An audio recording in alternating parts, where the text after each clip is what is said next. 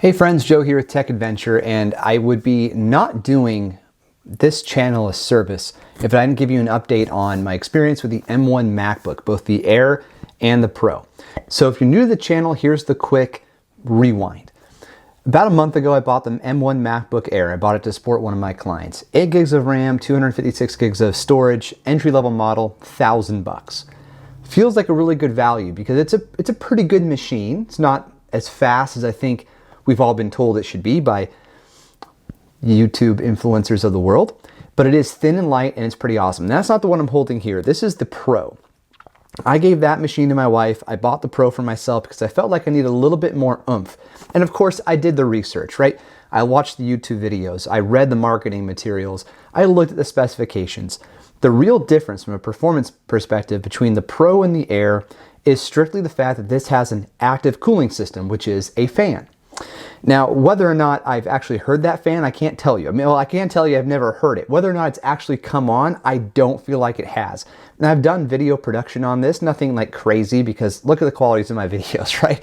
But I've done some video production using iMovie and I've never heard the fans spin up. So I guess I'm basically really talking about the performance of this thing in a direct comparison to the MacBook Air. And I guess they're the same, supposedly. But here's the big problem that I'm having. So right off the bat, I mentioned the price on the Air. The Air was $1,000. This is $1,300, the Pro. 8 gigs of RAM, 256 gigs of storage.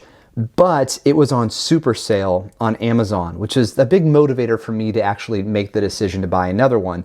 I got it for $1,150. So for $150 more, for 15% more, I upgraded to the MacBook Pro. Active cooling system, fan, touch bar, which I think is pretty neat. I have no prior experience with the touch bar. I like it. I don't love it, but I like it. I think it's kind of cool, and I want to spend more time with it. Also, a larger trackpad, which is a good thing because it's a good trackpad, and a little more space is always helpful if it doesn't encroach on other things. In this case, it doesn't. Better speakers, totally can confirm that. Better microphone, and a brighter display, which I really like the brighter display.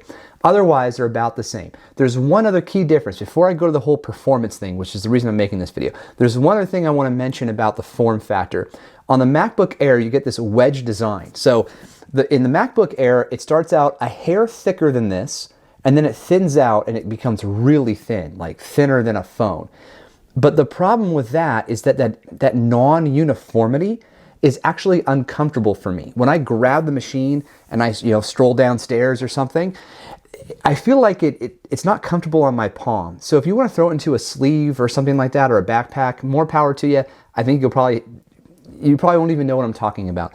But if you're doing what I'm doing, just grab it and move. I don't know, it's not super comfortable. This, I think, does two things. One, I think it looks a lot better. This uniformity, I think, is super cool, and it's easier to carry around. The other thing that I should call out is that this uniform thickness is actually thinner than the MacBook Air at its thickest point. It's hard to show on video, but here you go. Now, here's the thing with the performance on both the Air and the Pro, and again, I haven't heard the fans spin up, so I think we're really just talking about what's the performance of the M1 with 8 gigs of RAM and 256 gigs of storage. Whew, okay.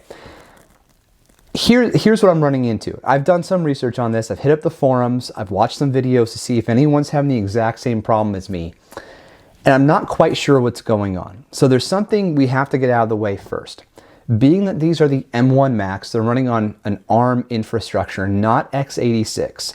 Most applications, whether they're for Mac OS or Intel-based machines, they're designed for x86, 32 and 64-bit, x86.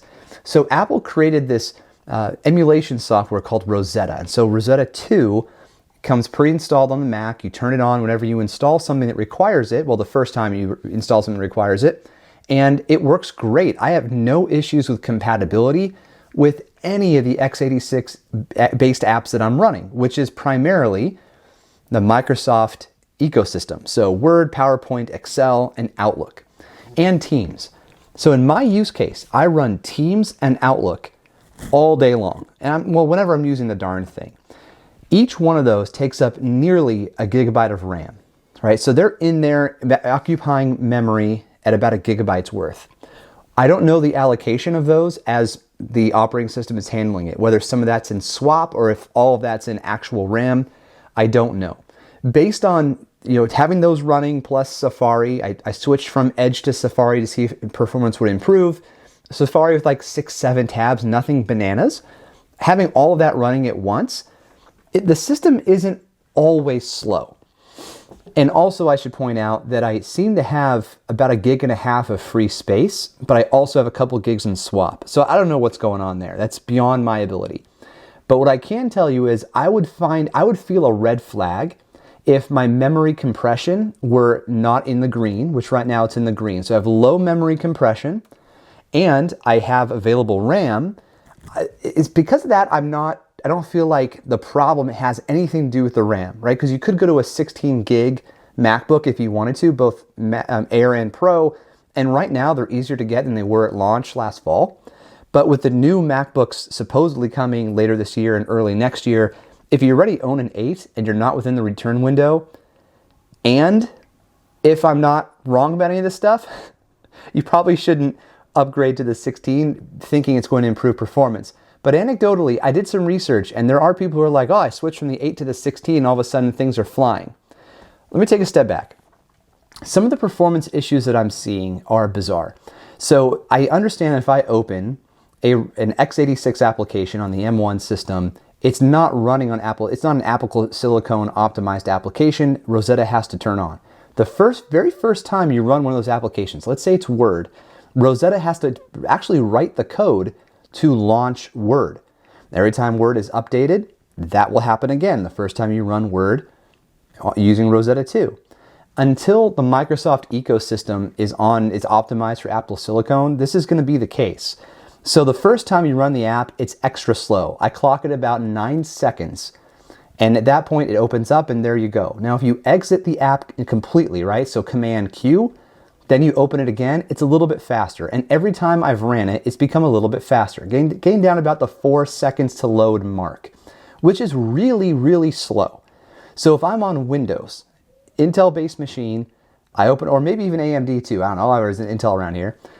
I open up Word, it opens in like 1.5 seconds, okay? Now, I know it's not super fair to compare them since this is M1 and that's x86, right? But if I open Pages or Numbers, it's about 2 seconds. So the native Apple applications also take longer to load. I honestly don't know if those native Apple applications like Pages and Numbers and Keynote are actually written for Apple Silicon. I don't know the answer. But as I'm talking out loud and pulling all this together, to me, it's my way of saying this system is slow. Now, if I close Teams and I close Outlook, and so I free up this RAM, which I already had RAM capacity, but just for the sake of example, I do notice the system speed up a bit, okay? It's hard to measure, but it feels like it's a hair faster. Now, some of the things that are slow for me are like opening a tab in Safari. So let's say I have 3 tabs open, each loaded with some website, Gmail, maybe 2 Gmail tabs because I have multiple Gmail accounts, and then I'm reading a news article on the GWW.com. Then I go to open a tab. It'll take it'll just sort of like fart, and it'll just like and then it'll open. Then I hit new tab again. It's just like, yeah, sure, no problem. New tab, yeah, I got you. Boom, boom, boom, boom, boom. And then I could just hammer away at the plus, and they'll just keep opening like they should, like I expect them to. But that first action, there's this stutter. The same thing is true if I three finger swipe up, which I don't know what the heck that's called, and then all of a sudden it shows me a blowout of all of my open applications and all my open desktops. That is it stutters, just like, right? And then I do it again, it's like, yeah, sure, no problem. You want to see all that? Yeah, no big deal, boom, boom, boom. To me, it feels like, and I'm a computer science major, but it's been 20 years, right?